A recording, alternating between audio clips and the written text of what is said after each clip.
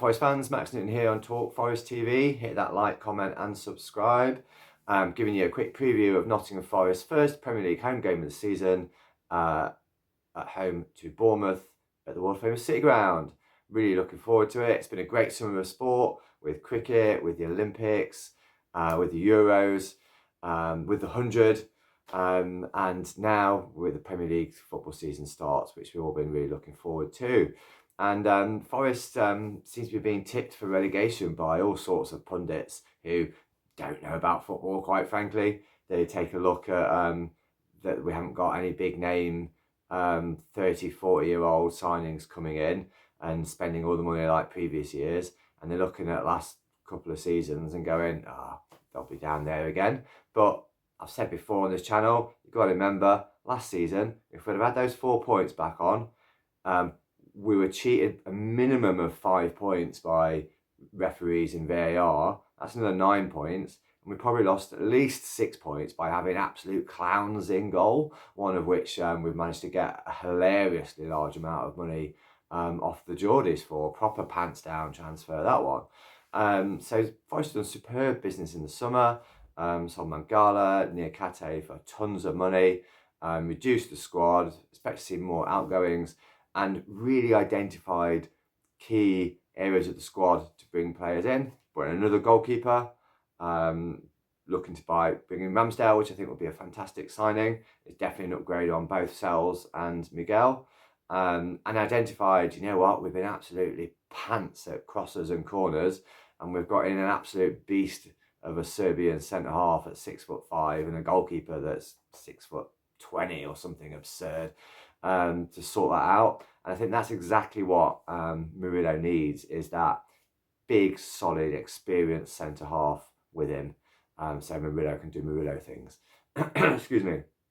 Brought in 2 wingers. So like when Elanga or Callum Hudson-Odoi can't play or they come off, we're bringing on absolute flying wingers, or maybe vice versa. Maybe they're starting games, and so on.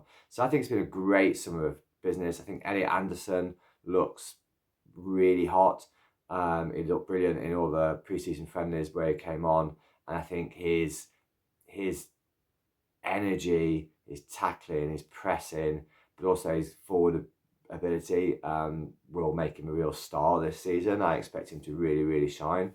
And I think already he's challenging for one of those midfield spots.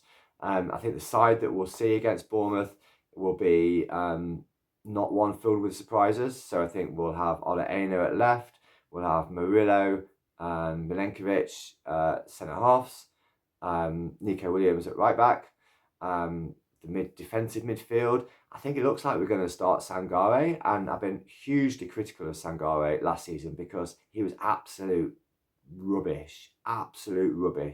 And yet, malaria and AFCON and no pre-season and whatnot, but it was a 35 million player and he was absolute rubbish. And if it had been a loan player or bought for less money, we'd have binned him off this summer. But we had to stick by him because we spent the money on him. And from pre-season, and it's only pre-season, he looks like he's got his mojo, and he been looking much more like the player that we thought we were buying. So I think Sangare will start. It looks like, that's in Nuno's mind from the way he started out those pre-season friendlies. And I think Danilo's probably had his hand on the other defensive midfield spot, but I wouldn't be surprised if Elliot Anderson starts in that midfield spot with Sangare. But if he doesn't start, I'd fully expect Elliot Anderson to come on for Danilo, probably around the 60, 65 minute mark to keep it fresh and keep that energy up there. And then the front fours, Morgan Gibbs-White, Chris Wood, Elanga and Callum Hudson-Odoi. No surprises, Matt Sells in goal. But look at that bench. Compare that bench to the bench when we first came into the Premier League. Even when we bought a shed load of players. We had Lyle Taylor and Alex Myton on the bench and Cafu. I mean, for goodness sake, look at it now. And I think that's the problem that Ipswich fans and Southampton fans and Leicester fans are going to quickly realise that to compete, to stay in the Premier League, you need to be upgrading the whole squad as quickly as possible. And Ipswich's League One players just aren't going to cut it. They're going to be plucky. They're going to play some nice football. Everybody loves McKenna, but they're League One players trying to mix it with the big boys. It ain't going to happen. Bournemouth's danger players. Philip Billing is always a danger player for me. Absolutely fantastic that they've sold Dominic Solanke. And they've got Sinistera. They've got some pace. They always play pace, good passing. So Sinistera is a good player. Clivert's a good player. But no, Solanke is a massive bonus for us. And hopefully we can get our first win against Bournemouth since 2020. And hopefully we haven't got a brainless referee that sends off Bolly for, absolutely perfectly good yellow card, good tackle. Looking forward to cheese and beetroot cobs. Not had cheese and beetroot cobs since the last home game of the last season. So, yeah, Linda Newton will be pulling that out.